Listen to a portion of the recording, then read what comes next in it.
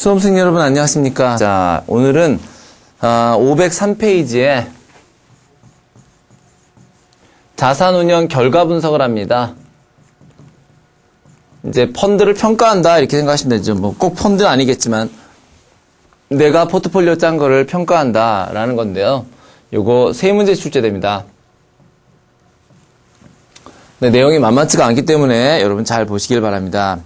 자, 자산 운용 결과 분석의 정의에서 쭉 나와 있고요. 성과 평가 방법, 그거 중요합니다. 거기서부터 봅니다. 성과 평가 방법.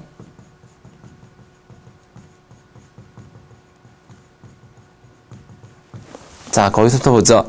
단순 수익률 평가, 그 다음에 위험 조정 후 평가, 스타일 분석, 성과 요인 분석 등이 있는데요. 요거 종류 알아두셔야 돼요. 그러니까 예를 들어서 동일 유형 대비 평가가 어디에 들어가는지, 그 다음에 샤프 지수, 트레이너 지수가 어디에 들어가는지를 알아두셔야 됩니다. 그래서 요거는, 요 성과 평가 방법은 분류 기준 있죠? 분류. 그거를 꼭 암기하시라는 거 말씀드리고 싶어요. 분류를 암기하라. 그래서 첫 번째, 단순 수익률. 두 번째는 위험을 조정 후 평가하라. 그 다음에 세 번째, 스타일 분석하는 거. 그 다음에 네 번째, 성과 요인 분석하는 거. 자, 도대체 어떤 요인 때문에 이런 결과가 나왔는가, 이런 거요. 자, 단순 수익률 평가는 글자 그대로 운용 수익률에 따라서 우역을 평가하는 건데요. 목표 수익을 달성했느냐 안 했느냐에 따라서 절대 평가. 그 다음에 비슷한 성격의 펀드와 비교해보는 거. 그러니까 예를 들어 이런 거죠. 현대차나 삼성전자가 있는 그런 대형주하고요. 그 다음에 코스닥을 비교하는 것은 좀 어렵다라는 거죠. 그래서 그런 식으로 코스닥끼리 따로 해보는 거가 되겠고요. 그 다음에 벤치마크 대비 평가 등이 있습니다. 어려운 거 아니죠. 위험 조정 후 평가에서는 위험도에 따른 수익률 평가로서 이제 이게 주가 됩니다. 이게 우리가 공부하게 될 샤프 지수, 트레이너 지수, 젠센 지수, 모닝스타 레이팅. 이게 이제 우리가 주가 되는 거고요. 그 다음 스타일 분석이라는 것은 최초 설정 당시에 표명했던 스타일, 뭐 무슨 성장주 스타일, 아니면 뭐 채권 스타일 이런 거 있죠. 그런 거. 그리고 성과 요인 분석은 아까 말씀드린 대로 과연 이런 성과, 좋은 성과를 얻게 된 거 혹은 나쁜 성과를 얻게 된 원인이 무엇인가를 따지는 게 됩니다. 자, 그럼 수익률 개념부터 가시겠습니다. 단순 수익률. 자, 요거 나온다 그랬습니다. 요거. 그 다음에 이제 단순 수익률 갈게요. 잘 안 쓰죠. 너무 간단하기 때문에. 이게 뭐냐면요. 그걸 보시면 P0가요. 특정 기간 초의 포트폴리오의 시장 가치인데 그거를 특정기 말에 포트폴리오 시장 가치에서 이걸 빼가지고 계산한다라는 거예요. 그래서 요거는 아주 간단한 거죠. 아주 간단한 것으로서 요거 이제 뭐가 문제가 되냐면요. 2번을 별표 치고 알아두세요. 자금이 유출입될 경우에 자금이 유출이 왔다 갔다 할 경우에 자금이 왔다 갔다 할 경우에 이게 과소평가되거나 또는 과대평가의 위험이 있다라는 걸 좀 알아두시기 바랍니다. 두 번째, 금액 가중 수익률. 제가 가능하면 좀 글씨를 또박또박 써드린다고 생각하는데 자꾸 날아가네요. 자, 금액 가중 수익률, 내부 수익률이다. 요거 기억하십시다. 자, 금액 가중 수익률은 내부 수익률이다.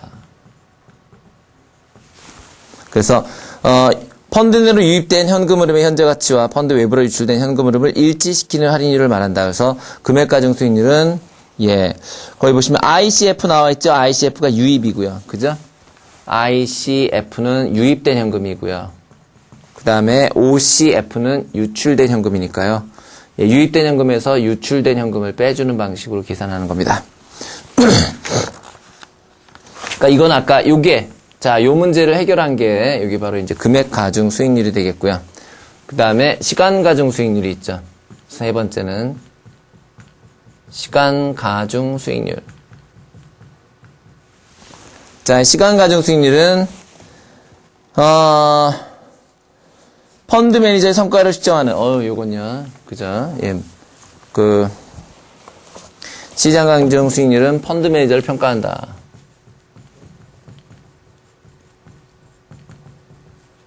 요 말 좀 알아두시고요.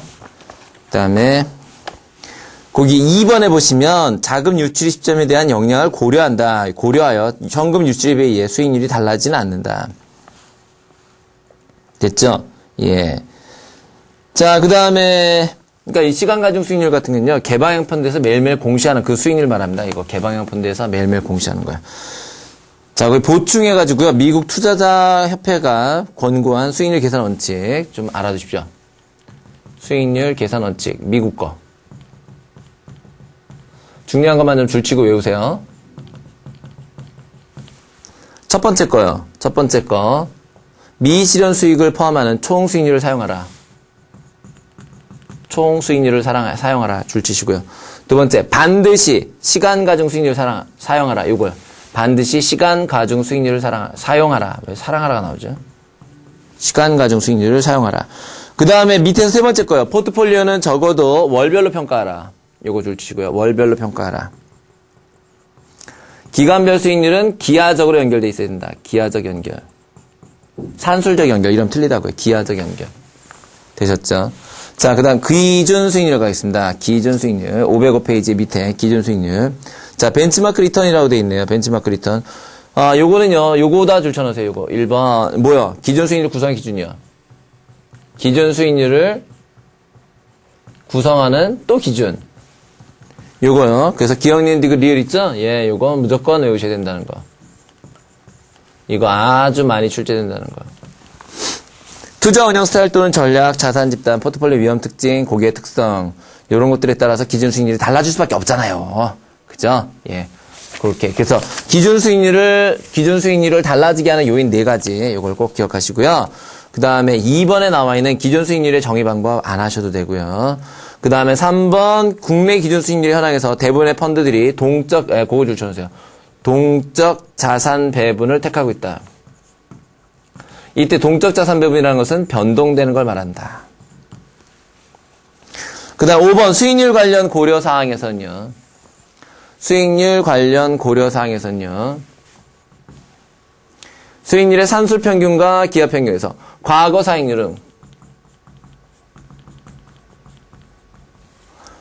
수익률 측정할 때는 기하평균을 사용한다라고 그랬죠. 즉 복리를 사용한다라는 거고요. 그 다음에 미래 성과에 대해서는 산술평균을 사용한다. 그래서 달리를 사용한다. 이렇게 기억하시기 바랍니다. 예, 나머지는 됐습니다. 그 다음에 자 위험도 개념 갑니다. 요건 좀 중요하네요. 4번 위험도 개념. 많이 중요하네요. 우리 이때까지 많이 했던 거죠. 자, 표준편차, 시그마, 표준편차. 자, 시그마는 절대적 위험 척도입니다. 시그마란 절대적 위험 척도다.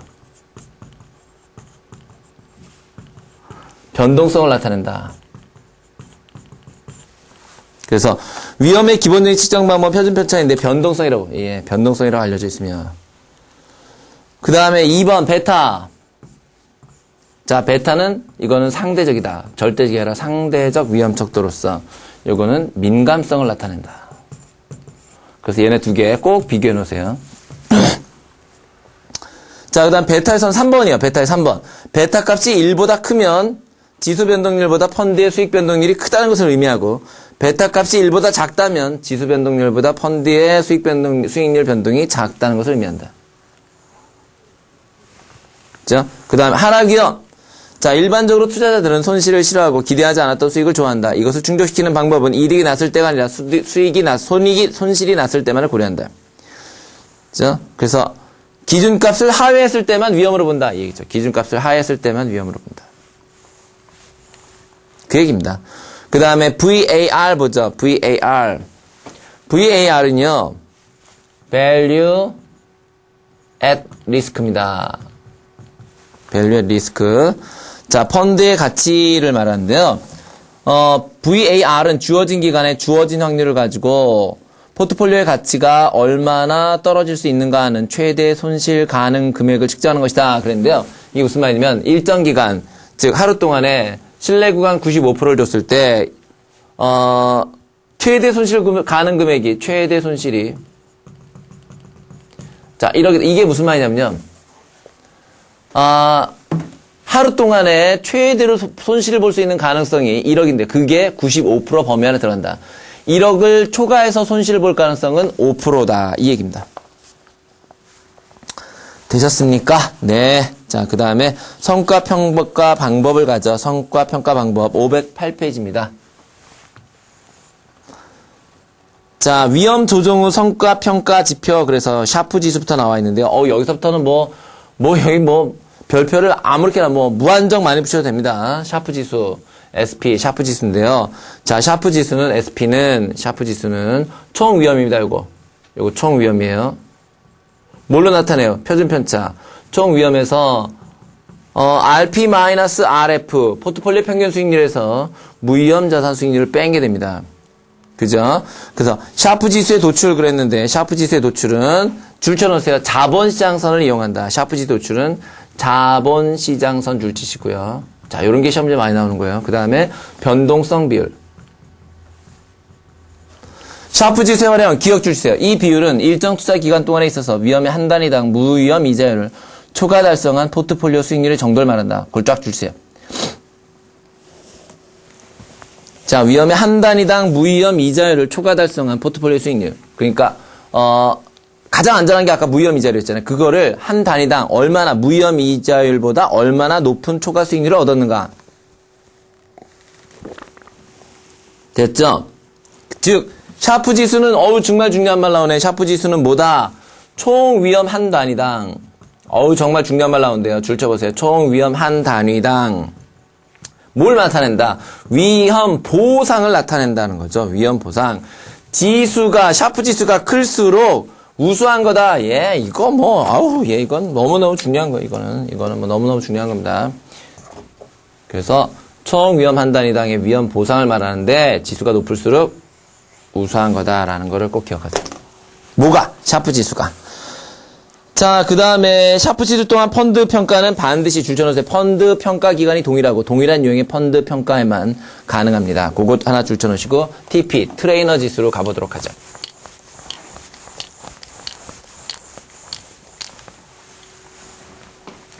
자, 우리가 이제 SP를 봤는데요. 이번엔 TP를 볼게요. TP, 트레이너 지수.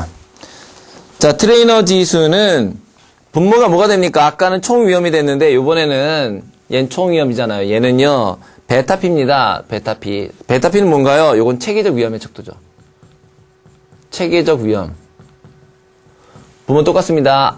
포트폴리오 위험에서 무위험 수익률. 그죠? 포트폴리오 수익률에서 무위험 수익률. 자, 아까는 자본시장선, 얘는요, 증권시장선. 이게 시험에 나오는 거예요. 이런 게 시험에 나옵니다. 증권시장선. 그 다음에 얘는 변동성, 얘는 베타니까 민감도. 그 다음에 얘는 아까 총 위험 한 단위당의 위험 보상. 얘는요, 체계적 위험 한 단위당. 요건 무조건 나온다. 제가 말씀드립니다. 체계적 위험 한 단위당 위험 프리미엄. 위험 보상과 다른가? 똑같죠. 똑같은데 뭐가 틀린 거예요? 얘는 총 위험이고요. 얘는 체계적 위험이라고요. 그죠? 그래서 요거는요, 전체 자산을 잘 분산 투자하고 있는 투자자의 경우에 적합한 펀드 평가 방법이다. 그 말 중요합니다. 그 말. 예, 전체 자산을 잘 분산 투자하는 경우에, 전체를 잘 분산했을 경우에 유용하다. 그죠? 네. 자, 그 다음에 샤프 지수와 트레이너 지수의 비교 나와 있지요. 거기 어딥니까 이게 509페이지에 동그라미 4번 SP는 분산 투자가 되지 않은 펀드들을 대상으로, TP는 분산 투자가 잘 되어 있는 펀드들을 대상으로, SP와 TP는 매우 밀접한 상관관계가 있으며 분산 투자가 잘 되어 있을수록 SP와 TP는 그 방법이 그 평가가 매우 어떻다? 유사하다. 됐습니다. 젠센 지수가죠. 자, 509페이지 밑에 젠센 지수.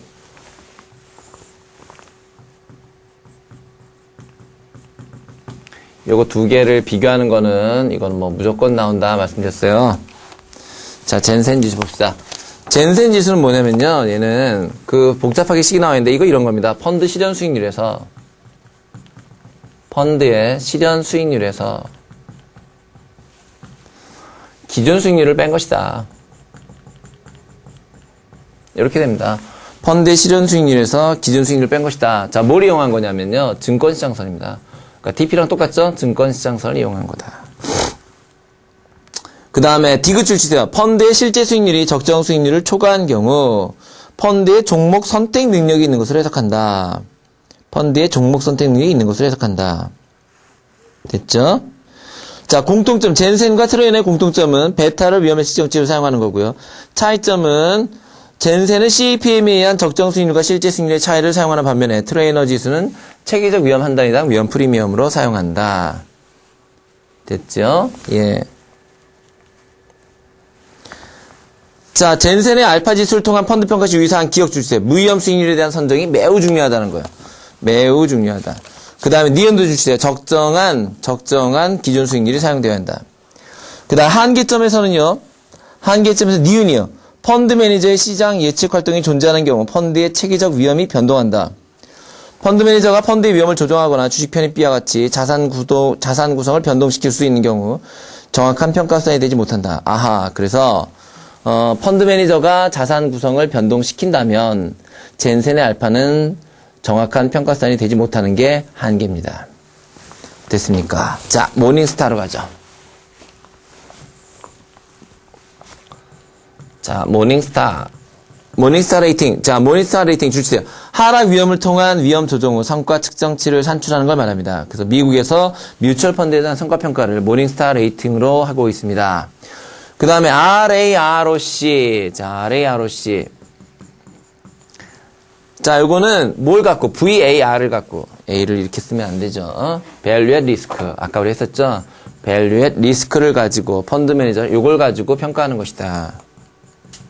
자, 이게 작을수록 성과는 크다. 요걸 기억하셔야 되겠죠. 됐죠? 자, 그럼 이제 스타일 분석으로 가겠습니다. 511페이지입니다. 스타일 분석. 어떻게 대충 무슨 소리인지는 아시겠죠? 예. 자, 스타일의 정의 줄지입니다. 스타일의 정의는 유사한 특성과 성과 패턴을 가지는 포트폴리오 집단입니다. 예를 들면은 대형주, 성장주 이런 것들이 바로 스타일입니다. 스타일 투자 효과, 예, 투자 효과 쭉 한번 읽어보시고요. 나올 수 있거든요. 상당 부분 사전적으로 상당 수준 예측할 수 있고. 펀드 매니저의 전문 분야를 알 수 있고, 그렇죠? 그러니까 이게 무슨 말이냐면요, 그 스타일을 보면은 펀드 매니저가 내세운 스타일을 보면은 이 펀드 매니저가 어느 쪽으로 전문적이구나라는 걸 우리가 알 수 있잖아요, 그렇죠? 그래서 효과적으로 달성 가능할 수 있고, 이런 거 읽어보시면 되겠습니다. 되셨죠? 예. 그 다음에 성과 요인 분석 보죠. 예, 성과 요인 분석. 자, 512페이지의 3번입니다.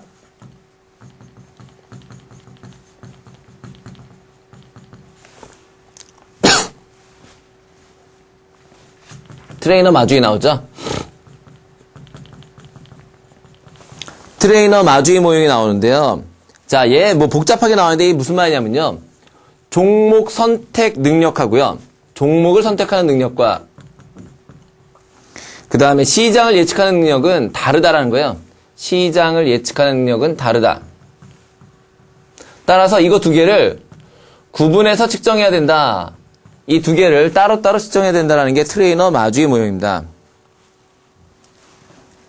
됐죠?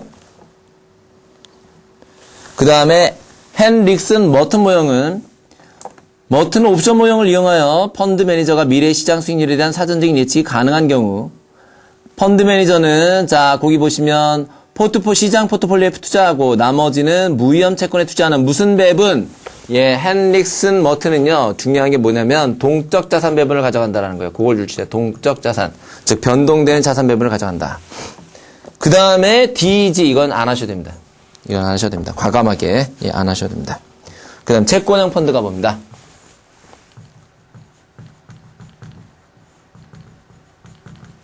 자, 채권형 펀드. 와그너 앤 티토의 평가 기법 나와 있는데요. 이들의 평가 방법은 비슷하다 되어 있는데 2번 중요합니다. 2번. 자, 채권형 펀드 2번 중요합니다. 와그너와 티토는 2번. 주식형 펀드는 일반적으로 베타 기술을 이용하는 데 비해서 채권형에서는 채권의 만기 구조하고요. 예, 요거. 채권의 만기 구조와 쿠폰의 규모. 요거 때문에 뭐가 어렵다? 베타 계수가 용이하지 않다. 따라서 그래서 뭘 쓰냐면 베타 대신에 뭘 쓰냐면 듀레이션을 쓴다. 듀레이션 우리 채권할 때 했죠. 듀레이션. 그죠? 원금 회수 기간. 채권의 민감도를 말하죠. 듀레이션이라는 것은 채권의 민감도를 설명해요. 그죠? 예, 됐고요. 그 다음에 뒤에 나와 있는 디스폴거, 하디의 평가 방법 읽어보시고요. 일반 주식 위탁평가의 성과평가. 자, 줄만 쳐놓읍시다. 거기다가 장세에 대한 판단, 투자 종목의 선정, 손익관리 됐습니다. 그 정도 하시면 됩니다. 그 정도 하시면. 자, 이렇게 해서 우리가 제3장 다 마쳤고요. 제4장 금융투자회사의 자산관리 업무 간단하게 한번 보도록 하죠. 되셨죠? 그죠? 와, 이거 이 정도만 해도 되나요? 네, 제가 일단 줄 치라고 말씀드렸던 거, 그 다음에 외우라고 말씀드렸던 것만 외우시면 돼요. 이거를 정말 자세하게 공부하시려면 한두 끝도 없는데요. 어차피 세 문제 나오는 거거든요. 세 문제 나올 만한 것들은 지금 제가 거의 추정을 해드렸어요. 그러니까 그거 우선은 그거를 먼저 외우시고요. 항상 이제 우선순위를 세우세요. 적어도 제가 지금 말씀드린 것 정도는 외우고 시험을 보러 가셔야 되거든요. 그러니까 그렇게 하고도 시간이 남으시면 그 다음에 나머지 줄 안 친 부분을 꼼꼼히 읽어보시는 게 최고죠. 제일 좋죠. 하지만 시간이 없을 때는 적어도 제가 말씀드리는 부분만이라도 꼭 외우고 시험을 보러 가셔야 된다라는 겁니다. 자, 515페이지. 금융투자회사의 자산관리 업무입니다. 자, 금융투자회사가 과거 증권회사라고 생각하면 되잖아요. 그래서 증권회사의 자산관리 업무입니다. 국내 금융환경, 사회경제적 환경, 예, 쭉 읽어보세요. 이거 제가 설명드릴 부분은 아니잖아요. 그죠? 자, 맨 밑에 515페이지 맨 밑에 보시면 금융투자회사의 경쟁 격화가 나와 있죠. 그 디스카운트 브로커 및 사이버 증권사가 등장하면서 수수료 인하 경쟁이 본격화됐고, 그죠? 예. 그리고 그 516페이지 온라인 증권거래 활성화 요인, 요거 꼭 알아두세요. 그 다음에 그 팁에 나와 있는 온라인 거래 활성화가 증권시장에 미친 영향이 있죠. 주가의 변동성이 확대되었고, 데이 트레이딩이 증가했다. 그 다음 개인 투자자와 기관 투자 간의 정보 갭이 축소되었다. 그리고 개인 투자자 지위가 증가한다. 증권사들의 중간자 역할이 약화되었고, 약화됩니다. 강화 나오면 틀려요. 아시겠죠? 그 다음에 계속해서 동그라미 3번, 경쟁이 가속화되고 있고, 수익원이 다변화되고 있다. 됐습니까? 예. 자, 자산관리 업무 갑니다. 그래서 뭐가 필요하다? 그래서 이제 자산관리, 여러분들과 같은 1인 투자 자산 운용사가 필요하게 됐다, 그죠? 그래서 자산관리가 필요했다. 자, 우리가 그걸 이제 그러는데, 랩. 자, 랩 어카운트는 포장하다, 계좌를 포장하다는 뜻으로서 모든 걸 한꺼번에 종합적으로 제공하는 금융 서비스를 말하죠. 그죠? 그 다음, 도입의 필요성 줄 쳐놓으세요. 도입의 필요성 별표요. 이것도 마찬가지로 워낙 여기 있잖아요. 범위가 좁은데 문제는 세 문제가 나와야 되기 때문에 웬만한 문제는 다 나왔어요. 지금 벌써. 그래서 고객의 다양한 니즈, 증권사의 수익원 다양화, 그 다음에 서비스 측면, 종합증권사, 예, 등등등. 예, 읽어보시고요. 거기 수수료 한번 보세요. 사전에 제시된 수수료율과 잔고 규모에 의해서 어느 정도까지 수수료의 사전 예측이, 자, 불가능하다, 틀립니다. 사전 예측이 가능하다가 답이에요. 그 다음에 이제 이 부분에서 계속 나오는 게 고객과 직원 간의 이해관계 상충이라는 말이 나오는데요. 고객과 직원 간의 이해관계 상충. 이 말이 뭐냐면요. 고객의 입장에서는 쭉 장기 보유하는 게 더 나을 수도 있어요. 그죠? 근데 직원 입장에서는 단타 매매를 하지 않으면 월급이 안 되잖아요. 그러니까 얘는 자꾸 짧게 매매를 하려고 그러고 이 사람은 자꾸 길게 보유해서 좀 수익을 많이 내고 싶어 하고, 이게 바로 이해관계 상충, 부닥치는 건데요. 요걸 해결할 수 있는 방법이, 장기 보유하더라도 자산에 따라서 수수료를 받으니까 직원 입장에서 단타 매매를 무리하게 할 필요가 없는 게 바로 랩 서비스죠. 자, 미국의 자산관리 업무 보겠습니다. 증권시장의 발전 과정.